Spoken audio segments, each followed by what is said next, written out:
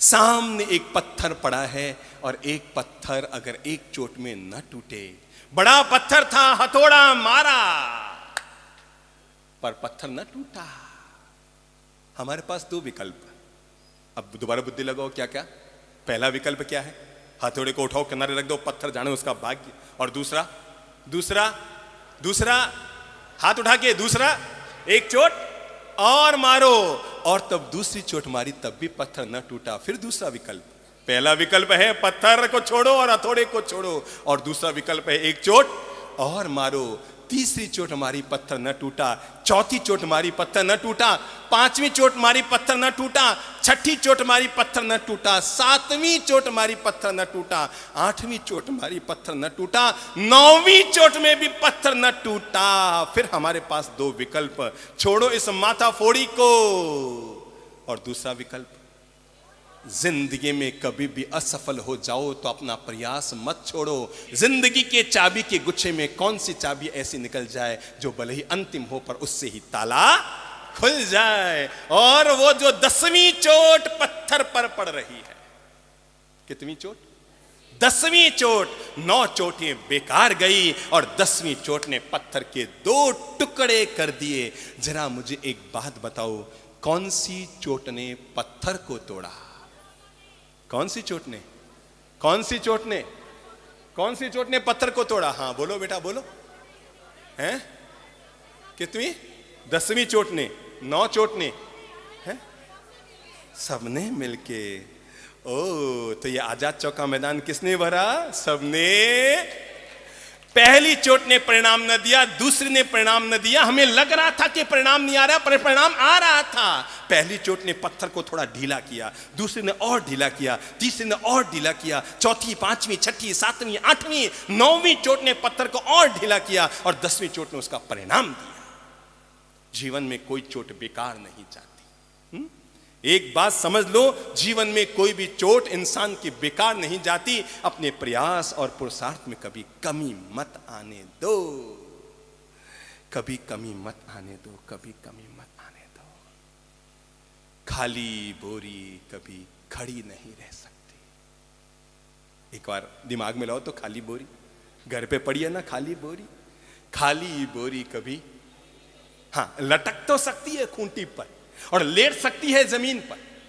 खाली बोरी लटक सकती है खूंटी पर और लेट सकती है जमीन पर याद रखना, खाली बोरी कभी खड़ी नहीं होती। और बोरी को अगर खड़ा होना है तो उसके भीतर जिंदगी और बोरी दोनों एक जैसी है, कोई ज्यादा फर्क नहीं है। याद रखना, खाली बोरी लटक सकती है, लेट सकती है, पर अपने बलबूते खड़ी नहीं हो सकती है। बोरी को अगर भरना है, बोरी को अगर खड़े होना है तो हमें उसके भीतर कुछ ना कुछ भरना पड़ेगा। और जिंदगी को अगर खड़ा करना है, जिंदगी को अगर आत्मनिर्भर बनाना है, जिंदगी को अगर ऊंचाइयों तक छूना है, जीवन का अगर निर्माण करना है, तुम जहां खड़े हो वहां से आगे बढ़ना है, तो तय मानकर चलो।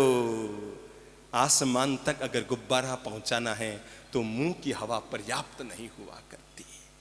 आसमान तक अगर गुब्बारे को पहुंचाना है तो केवल मुंह की हवा के बलबूते आसमान तक गुब्बारा नहीं पहुंचेगा, उसमें कुछ और डालना पड़ेगा। बोरी को अगर खड़ा होना है तो केवल अपने बलबूते खड़ी ना होगी, उसमें कुछ और भरना पड़ेगा। और जब बोरी भरती है, जब इंसान की जिंदगी भीतर से विश्वास से बढ़ती है, तब आदमी अपने आप में अपने पांव पर खड़ा होने में सफल हो जाता है।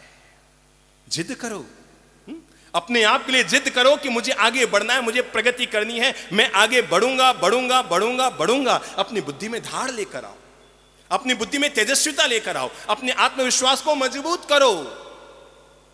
एक व्यक्ति मेरे पास आया, आकर कहने लगा, साहब मैंने मिठाई की दुकान खोली है। क्या कहा? मैंने मिठाई की दुकान खोली है, पर मैं क्या करूं, मैं बड़ा मनहूस होता जा रहा हूं, मैं बड़ा मन से कमजोर होता जा रहा हूं, मुझे लगता है मेरी मिठाई की दुकान नहीं चलेगी। मैंने कहा मतलब कि साहब, आज से 15 साल पहले हमारे शहर में एक मिठाई की दुकान खुली। उस मिठाई की दुकान वाले ने अपने मिठाई की दुकान पर लिखा कि इस शहर के सारे लोग मेरे यहां की मिठाई खाते हैं। क्या लिखा? इस शहर के सारे लोग मेरे यहां की मिठाई खाते हैं। उसके बगल में एक और दुकान खुली, उसने लिख दिया, इस देश के सारे लोग मेरी मिठाई खाते हैं। पहले ने क्या लिखा? इस शहर के सब लोग मेरी मिठाई खाते हैं। दूसरे ने अपने दुकान के बैनर के नीचे लिखा, पूरे देश के लोग मेरे यहाँ की मिठाई खाते हैं। उसके ठीक बगल में एक तीसरी दुकान खुली, उसने लिखा, पूरी दुनिया के लोग मेरे यहाँ की मिठाई खाते हैं। उसने कहा, महाराज जी मैंने दुकान तो खोल ली, पर क्या बताऊं, बड़ा मन अशांत होता जा रहा है, क्योंकि इन तीनों दुकानों के सामने ही मेरी दुकान है। इन 3 मिठाई वालों के दुकान के सामने मेरी दुकान है। एक पर लिखा है, इस शहर के लोग, पूरे भीलवाड़ा के लोग मेरी मिठाई खाते हैं। एक दुकानदार ने लिख दिया है कि पूरे देश के लोग हमारे यहाँ की मिठाई खाते हैं। एक ने लिख दिया है कि पूरी दुनिया के लोग हमारे यहाँ की मिठाई खाते हैं। अब मुझे कोई वाक्य नहीं मिल रहा है कि मैं क्या लिखूं। मैंने कहा, चिंता मत कर, तेरी दुकान भी धड़ल्ले से चलेगी। तू ललित प्रभु जी, चंद्र प्रभु जी के पास आया है, तेरी दुकान नहीं अटकने वाली, धड़ल्ले से चलेगी। अरे एक ने लिखा है, पूरे शहर के लोग मेरी मिठाई खाते हैं। दूसरे ने लिखा है, पूरे देश के लोग मेरी मिठाई खाते हैं। तीसरे ने लिखा है, पूरी दुनिया के लोग हमारी मिठाई खाते हैं। तू इनके सामने है ना, तू लिख दे, ये तीनों दुकानदार हमारी मिठाई खाते हैं। कम और कमजोर मत समझो।